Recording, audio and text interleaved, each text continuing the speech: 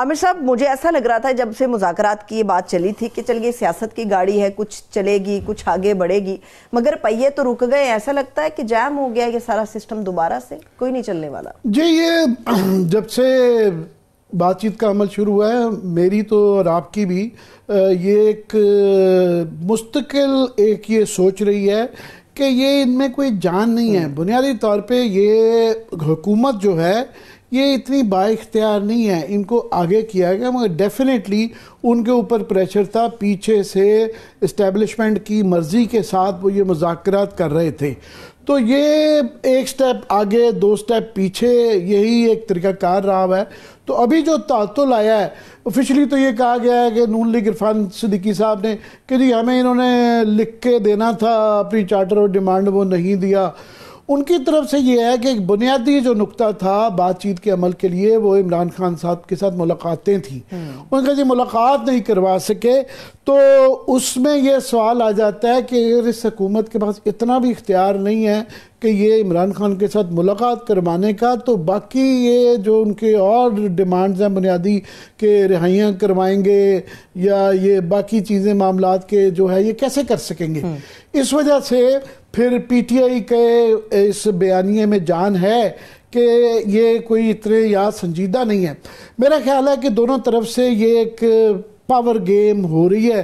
یہ ایک ایشو یہ ہے کہ حکومت یا ریاست جو ہے وہ یہ چاہ رہے ہیں کہ ان کو دبا کے ان سے کچھ لے لیا جائے کہ ان ریٹرن میں عمران خان آئندہ اگر یہ یہاں سے چھٹ جاتے ہیں تو پھر یہ کیا خاموش رہیں گے، یا 1-2 سال نہیں بولیں گے، یا 5 سال نہیں بولیں گے.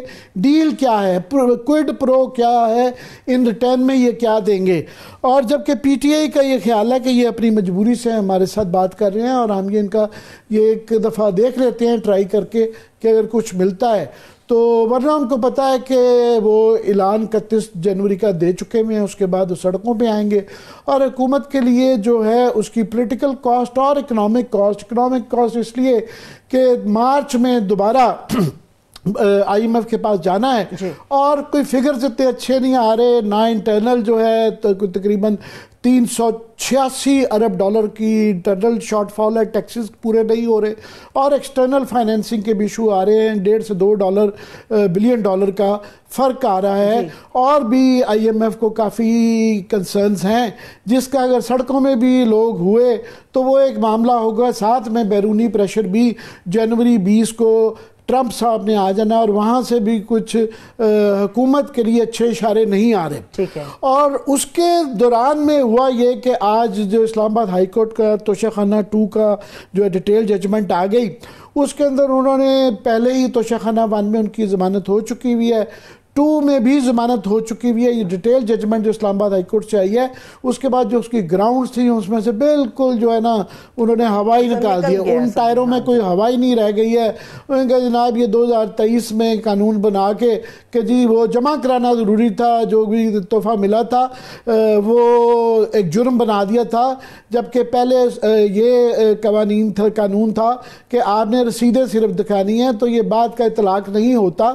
اور باقی بھی جو ڈیٹیل ججمنٹ کے اندر جو گراؤنڈز انہوں نے لی بتائی ہیں، اس کے بعد اس کیس میں نہیں. اب ایک ہی کیس رہ جاتا ہے جس کی وجہ سے عمران خان جیل میں ہے، بڑا کیس وہ رہ جاتا ہے 190 ملین پاؤنڈ کا القادر ٹرسٹ کا کیس، جس کا اخبار میں آج خبر چھپی ہوئی تھی کہ یہ آج فیصلہ نہیں آئے گا. پہلے بھی یہ ڈیلے ہوا، پھر 6 تاریخ بات بتائی گئی، اور آج اخبار میں جب خبر آ جائے کہ اطلاع ہمارے تک آ گئی ہے کہ یہ نہیں فیصلہ آ رہا، تو اس کا مطلب کہیں نہ کہیں اصولی طور پہ آپ دیکھیں ایک عدالتوں کی عزت ہوتی ہے، احترام ہوتا ہے کہ اگر ڈیلے ہو جائے تو آپ یہ زوم نہیں کر سکتے. وجہ ہو سکتی ہے جج صاحب بیمار ہو گئے ہیں، فیصلہ نہیں لکھا اور معاملات ہیں، مگر چونکہ عدالتوں کا پاکستان میں احترام نہیں رہ گیا، کریڈیبلٹی نہیں رہ گئی.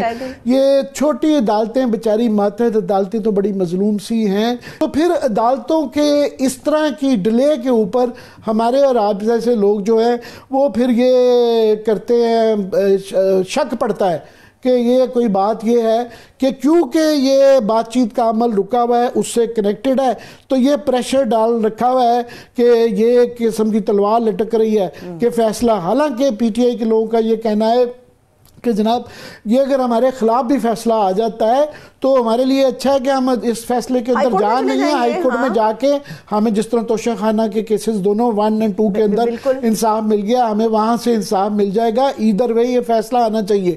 اور پھر اس کے بعد عمران خان کو رکھنا، باقی جو چھوٹے موٹے جعلی کیسز ہیں ان میں کوئی اتنی جان نہیں ہے تو وہ بڑا کیس نہیں رہ جاتا کیا ہے. تو یہ ایک وار آف نروز چل رہی ہے. عامر صاحب القادر کا بھی تو کہیں پر بھی طے نہیں ابھی ہوا نا کہ اس کا عمران خان صاحب کو فائدہ پہنچا ہے یا اس کے پیسہ انہوں نے اپنے ذات کے لیے استعمال کیا ہے. ابھی سے کچھ دیر کے بعد ہمارے مہمان ہمارے ساتھ ہوں گے، لیکن میں آپ سے کیا جاننا چاہ رہی بنیادی نقطہ تو عامر صاحب یہی ہے نا کہ تحریری مطالبات لکھ کر دے دیں، پی ٹی آئی والے کہہ رہے ہیں ان سے ملاقات کرنے دے دیں. اب یہ کوئی فارم تو بھرنا نہیں، کوئی ایڈمیشن تو لینا نہیں کہ لکھ کے دے دیں، پوری قوم کو پتہ ہے ان کے مطالبات کیا ہیں. سیدھی سی بات ہے، گورنمنٹ جو ہے وہ ان کے پاس ان کو کسی بٹھایا گیا ہے کہ کریں ان سے بات چیت جو ہے، اور وہ ظاہر ہے ان کو اس سے فائدہ ہی ہے کہ ٹائم بھی مل جاتا ہے، پھر کریڈیبلٹی بھی مل جاتی ہے. کیونکہ پہلے تو یہ کہا جاتا تھا نا کہ اس حکومت کی کریڈیبلٹی ہی نہیں ہے، یہ فارم 45 کی حکومت ہے اور یہ ہمارے اوپر ٹھونسی گئی ہے اور یہ جعلی حکومت ہے. تو بات چیت کے عمل سے ان کی کریڈیبلٹی تو بن جاتی ہے. اب یہ کہہ دینا کہ جناب یہ کوئی پیچھے بشرا بی بی کا یہ کہا گیا، کہلوائی گئی خبر، یہاں پہ ایک ٹولہ سا آ گیا جن کے ذریعے وہ کام میں ان کو بتایا جاتا ہے، وہ پھر اس طرح سے بڑے مامے وہ ہیں طوطوں کی طرح بولنا شروع کر دیتے ہیں کہ جی اصل اندر سی بات یہ ہے کہ جی وہ بشرا بی بی کی بات چیت پیچھے سے چل رہی ہے. تو انہوں نے یہ آج ان کی طرف سے بیان آیا کہ نہیں ہے، مگر آف کورس یہ سب کو پتا ہے کہ کہیں نہ کہیں کچھ نہ کہیں بات چیت ہے، یہ انڈرسٹینڈنگ ہے کہ اس کے پیچھے اسٹیبلشمنٹ. ویسے ریما خالد صاحبہ نے تردید کی ہے، انہوں نے کہا نہیں جی کوئی مذاکرات نہیں کہیں ہو رہے. ویسے میں بتا رہی ہوں انہوں نے خان صاحب سے ملاقات کے بعد مگر اس میں وہ ان کی طرف سے یہ ضرور یہ آیا ہے کہ بشرا بی بی نہیں، مگر آبویس بات ہے کہ اس کے پیچھے اسٹیبلشمنٹ جو ہے وہ ہے، تو یہ بات چیت ہو رہی ہے اور فرنٹ کے اوپر جو ہے وہ ڈائریکٹلی گورنمنٹ ہے. مگر وہ ایک اس کو اچھا کہہ لیں برا کہہ لیں جو بھی ہے. تو میں بالکل میں یہ چاہ رہی